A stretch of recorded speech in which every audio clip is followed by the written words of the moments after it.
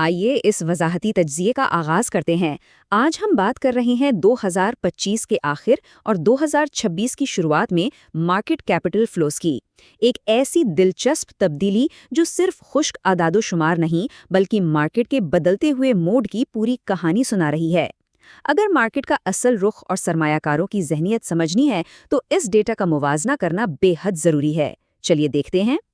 इस तज्जिए को हमने 5 अहम हिस्सों में बांटा है। पहला, 2 मुख्तलिफ अदवार। दूसरा, कॉरपोरेट और बैंक वॉल्यूम्स। तीसरा, म्यूचुअल फंड्स का नया रुख। चौथा, इनफरादी सरमायाकारी। और आखिर में उतार चढ़ाव से ठहराव तक का सफ़र। तो शुरू करते हैं पहले हिस्से से, 2 मुख्तलिफ अदवार। यहाँ ये 22 मई 2026 का रॉ डेटा दरअसल हमारी बुनियादी बेस है। दिखने में शायद ये आदादोशुमार का एक बहुत बड़ा जंगल लगे, लेकिन बिल्कुल इसी डेटा के अंदर वो तमाम ट्रेंड्स और हैरत अंगेज फ़र्क छुपे हैं जिन्हें आज हम डिकोड करेंगे। अब यहाँ सबसे अहम नुक्ता समझने वाला है फिस्कल ईयर यानी माली साल और कैलेंडर ईयर का आमने सामने मुवाजना। बाएं तरफ फिस्कल ईयर टू डेट है जिसमें 2025 के आखिरी 6 महीनों का एक्सट्रीम उतार चढ़ाव शामिल है, और दाएं तरफ सिर्फ 2026 के पहले 5 महीने हैं। इन दोनों को आमने सामने रखने से लेट 2025 का हेवी एक्शन और अर्ली 2026 का अचानक आने वाला ठहराव बिल्कुल शीशे की तरह साफ हो जाता है।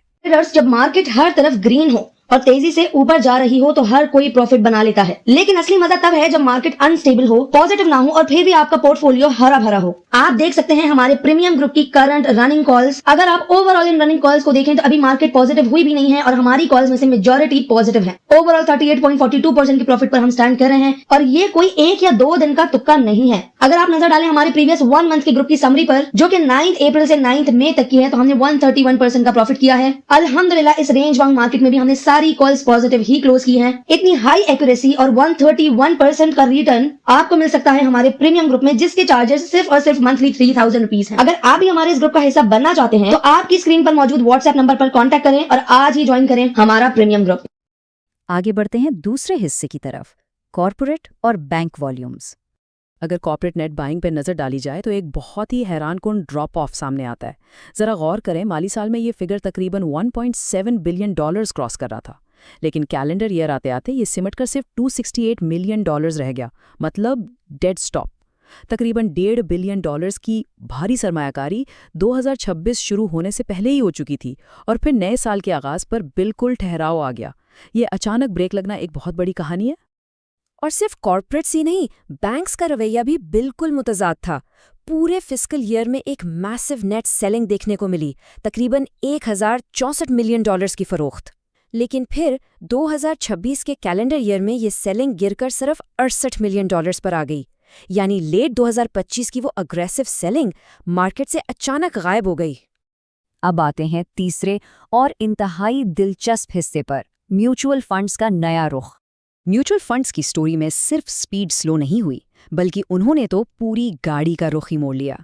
फिस्कल ईयर में वो मनफी $186 मिलियन के साथ कंप्लीटली नेट सेलर्स थे, लेकिन जैसे ही 2026 का कैलेंडर ईयर शुरू हुआ, बूम, वो मस्बत $115 मिलियन के साथ नेट बायर्स बन गए। ये पॉइंट दरअसल इस बात का पुख्ता सबूत है कि फंड मैनेजर्स के सेंटिमेंट में एक मुकम्मल और मस्बत तब्दीली आई है। पैसा निकालने के बजाय अब अग्रेसिवली डाला जा रहा था। चलिए अब चौथे हिस्से का रुख करते हैं, इनफरादी सरमायाकारों की सरगर्मियां। अब आम सरमायाकारों की बात करें तो इनकी खरीदारी माली साल में दुगनी से भी ज्यादा थी, जो कि $368 मिलियन तक जा पहुंची। ये शो करता है कि लेट 2025 में रिटेल पार्टिसिपेशन कितनी ज़बरदस्त थी। लेकिन यहाँ एक बहुत मज़ेदार ट्विस्ट है। ओवरसीज पाकिस्तानीज वो वाहिद ग्रुप है जिनकी सरमायाकारी 2026 में पहले से भी थोड़ी ज़्यादा नज़र आती है, 33 मिलियन से बढ़कर $41 मिलियन। जब पूरी मार्केट ब्रेक लगा रही थी तो ओवरसीज इन्वेस्टर्स बिल्कुल कंसिस्टेंट थे, बल्कि मुसलसल अपना पैसा इंजेक्ट कर रहे थे। और अब आखिरी हिस्सा, उतार चढ़ाव से ठहराव तक।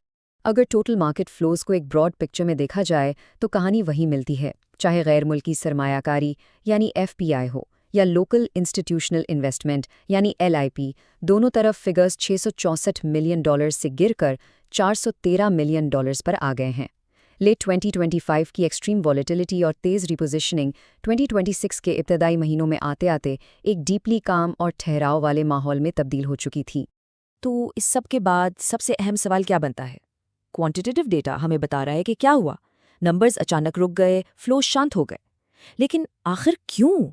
ऐसा क्या हुआ कि कंपनीज ने 2026 के शुरू में ही अचानक $1.5 बिलियन की सरमायाकारी रोक दी?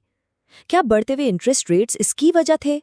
कोई सख्त टैक्स पॉलिसीज या फिर कुछ अनलिस्टेड और खुफिया अवामिल जिन्होंने इतने बड़े प्लेयर्स को साइडलाइन पर बैठने पर मजबूर कर दिया? ये वजाहती तज्जिया मार्केट के नंबर्स तो वाजे कर देता है, लेकिन इन खामोश फिगर्स के पीछे छुपी असल वजह ढूंढना बाकी है। तो सोचिए, इन ट्रेंड्स के पीछे असल ड्राइवर कौन था?